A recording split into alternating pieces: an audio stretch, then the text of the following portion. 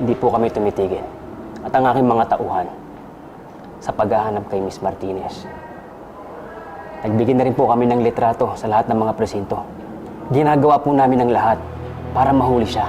Kung ginagawa niyo ang lahat, bakit hanggang malaya pa rin si Angeli? Napagtangkaan pa nga niya sa Santina. Bakit hanggang hindi siya nakakulong? Johnny, pupunta yung init ng ulo. Gusto ko lang maaresto ang babaeng yun sa lalong madaling panahon. Kung kinakailangan magbigay ako ng reward money, gagawin ko, mahuli lang siya. Mayroon pa ba kayo ibang alam na lugar na pwedeng pagtaguan ni Miss Martinez? Maliban sa mga sinabi namin, wala na. Wala na ba talaga yung mahanap na impormasyon? Ayaw pong makipag-cooperate ni Mrs. Zimmerman. Kahit anong pilit namin, ayaw magsalita.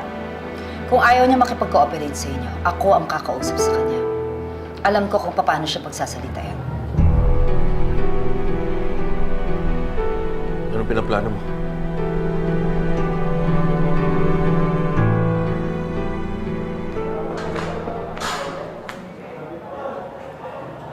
Baka lasakitan na natin to, bossing.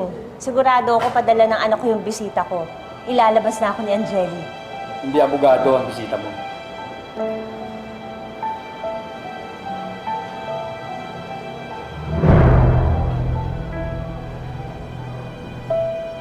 Kumusta ang kulungan, Maris? Pakisabi nga dyan sa buwisit na yan na busy ako. Ma'am, hindi niyo po ako utusan dito, ha?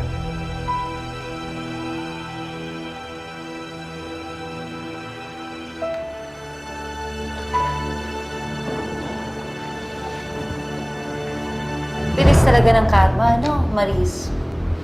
Ang dating ilusyonadang CEO, ngayon ay isang dugyot na preso na. Balita ko, hirap na hirap ka daw dito sa loob. Mabuti nga sa'yo.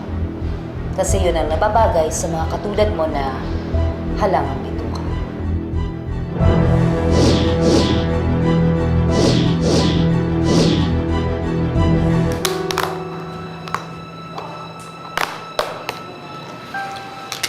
Alam ko, Maris, na sukang-suka ka na sa mga kinakain mo dito sa loob ng kulungan, di ba?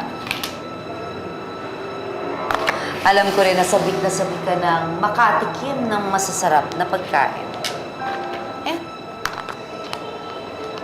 Hindi ako interesado.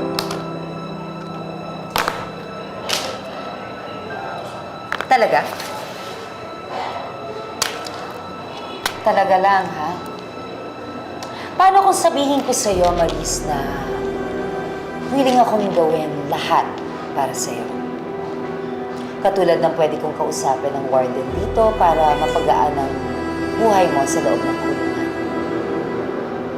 Gagawin ko yun para sa'yo. Gagawin ko ng paraan. Tulungan mo ako, tutulungan din kita. Gusto ko lang na sabihin mo sa akin kung saan ko matatagpuan si Angeli.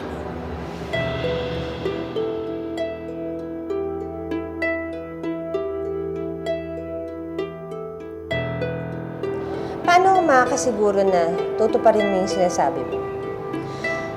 Di ba? Matindi din ang galit mo sa akin. Oo, totoo yun. Pero mas matindi ang galit ko kay Angeli. Alam ko naman na sa inyong dalawa, siya ang mastermind sa lahat ng kasalanang ginawa ninyo. Kaya kung ako sa'yo, huwag mo nang proteksyonan ng babaeng yun. Hindi naman ina ang turing sa'yo ni Angeli. Disposable ang tingin niya sa'yo. Ginamit ka lang niya. Katulad ng ginawa niya paggagamit sa akin. Maris, isipin mo na lang ang sarili mo. Nakipagkasundo ka na sa akin.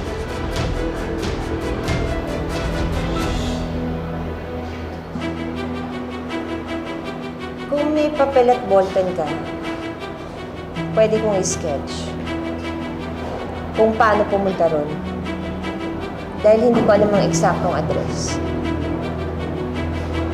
Wala akong ball. May papel at ballpen ka? Wait lang ako.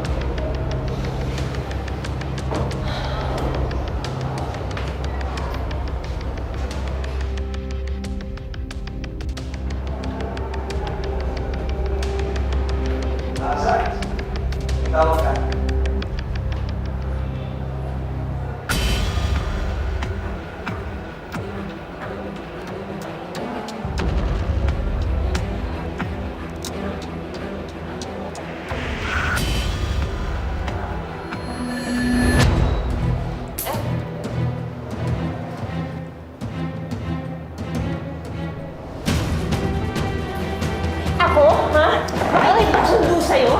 Never! Ilaklak mo sa lalamunan mo yung pagka-invest! Huwag kayo magkakamali kumilos, ha? Kundi, grigripo ako yung leeg ng gagang ito! Umilang ko kayo. Pag-usapan mo natin to. Huwag niyo akong dagdagan ng kaso niyo. Babahin niyo ako yan, ma'am. Babahin niyo ako. Huwag kayo susunod, ha? Itawa mo nga ako! Tama na, ma'am. Usapan mo natin to. Ay, kumaris!